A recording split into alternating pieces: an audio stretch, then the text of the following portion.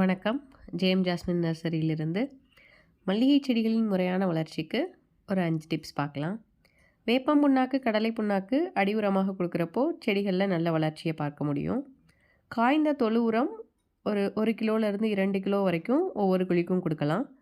Phosphobacteria அப்படி இல்லைன்னா azospirillum 50 கிராம்லேருந்து 70 gram வரைக்கும் ஒரு குழிக்கும் கொடுக்குறப்போ செடிகளில் நல்ல வளர்ச்சியை பார்க்க முடியும். ஈயம் கரைசல் வாரம் ஒரு முறை கொடுக்கும் பொழுது நல்ல இலைப்பெருக்கம் ஏற்படும், செடிகளில் நல்ல வளர்ச்சியை பார்க்கலாம். சூடோமோனஸ் மற்றும் ட்ரைகோடர்மா விரிடி மாதம் ஒரு முறை கொடுக்குறப்போ செடிகளின் வளர்ச்சி நன்றாகவே இருக்கும். Subscribe and like JM jasmine nursery for further useful updates. Thank you.